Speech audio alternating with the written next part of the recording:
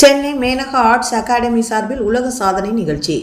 சென்னை கோட்டூர்புரத்தில் உள்ள Maneka arts academy சார்பில் 70 பேர் கொண்ட குழு உலக சாதனை நிகழ்ச்சி ஒன்றினை சென்னையில் உள்ள அண்ணா பல்கலைக்கழக நூலக வளாகத்தில் நிகழ்த்தியது.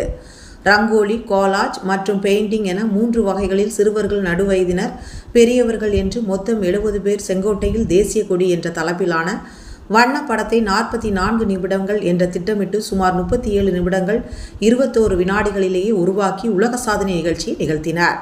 இந்த நிகழ்ச்சிக்கு சிறப்பு விருந்தினராக மெட்ராஸ் ஸ்கூல் ஆஃப் எகனாமிக்ஸின் இயக்குனர் மற்றும் பேராசிரியர் டாக்டர் NR பானுமூர்த்தி, சங்கர நேத்ராலயா கண் சிகிச்சை நிபுணரும் கீழ்ப்பாக்கம் மருத்துவக் கல்லூரியின் தலைமை பேராசிரியருமான டாக்டர் நிர்மலா சுப்பிரமணியன், தமிழ்நாடு ஆசிரியர் முன்னேற்ற சங்க மாநில தலைவர் டாக்டர் K தியாகராஜன், அண்ணா நூற்றாண்டு நூலக தலைமை அலுவலகம் மற்றும் தகவல் அலுவலருமான டாக்டர் S காமாட்சி ஆகியோர் கலந்து கொண்டனர். இந்த போட்டியினை முன்னின்று சித்ரமாய் K சாலமன் தினேஷ் மற்றும் டாக்டர் PKS தேவகி ஆகியோர் வழிநடத்தினர். இந்த போட்டியின் நெறியாளராக இருந்த மேனகா நரேஷ் மாண்புமிகு முதல்வரிடம் பூம்புகார் விருது பெற்றவர் என்பது குறிப்பிடத்தக்கது. வின் எக்ஸ்பிரஸ் செய்திகளுக்காக C தமிழ்ச்செல்வன்.